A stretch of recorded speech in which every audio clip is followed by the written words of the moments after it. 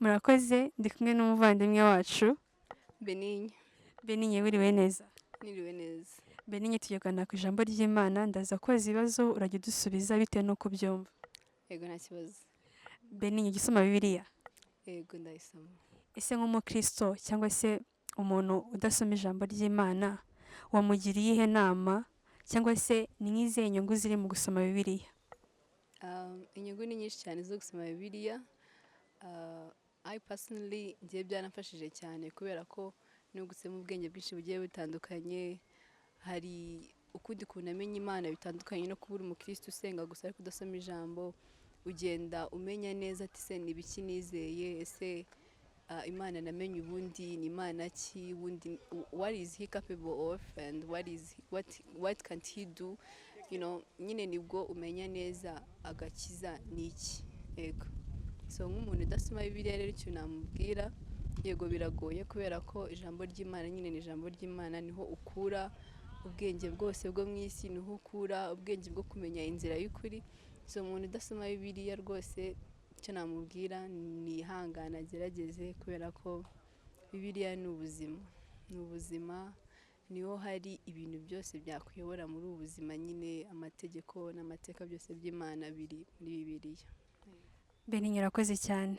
Ikindi kibazo nakubaza, ese iyo uri gusoma ijambo ry'Imana, hari abantu basoma ijambo ry'Imana bagacika intege cyangwa se bagasoma bakumva bararambiwe.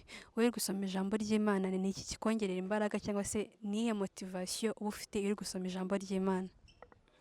Murakoze.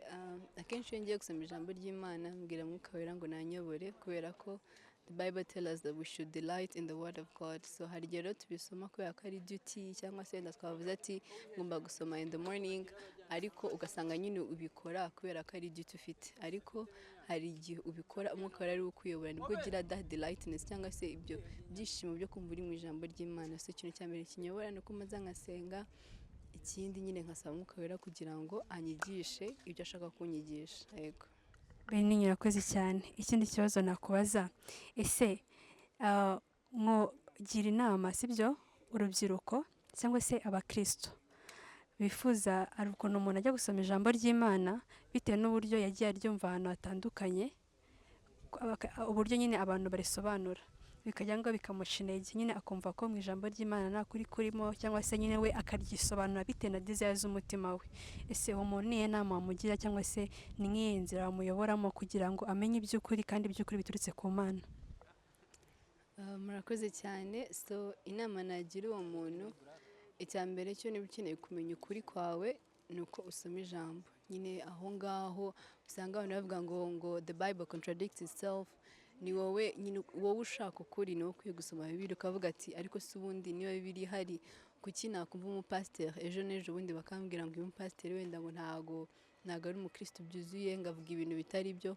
If there is a source, ndeka ko umuntu wese yagakwiye kugenda nyine agasoma Bibiliya, kuko muri Bibiliya uri gusoma hari ibintu byinshi ugenda wunguka, ukabona ko koko uyu muntu ntamukurikira ko ari kuvuga ibintu bitari ukuri, kubera ko hari icyo wamenye wakuye mu gusoma iryo jambo ry'Imana. So rero ikintu nabwira abantu rwose, don't expect a lot from people, kubera ko abantu bakorerwamo n'ibintu byinshi, abantu nyine ni abantu. Rero icyo ukwiye gukora ni uko wowe ubwawe uvuga ati fata initiative ukavuga ati ngiye gusoma Bibiliya kugira ngo ushake ukuri, kuko the Bible tells us that they shall know the truth and the truth shall set them free. So umuntu atamenya ukuri, of course they will never be free, ariko iyo umenya ukuri kw'ijambo ry'Imana you become free. So rero icyo nababwira ni bafate Bibiliya zabo bazisome, bashake ibyo bitabo birimo ijambo, babikoreshe nyine kugira ngo bamenye ukuri, abereko kuzaba batura. Benigne, urakoze cyane kubana natwe. Murakoze namwe.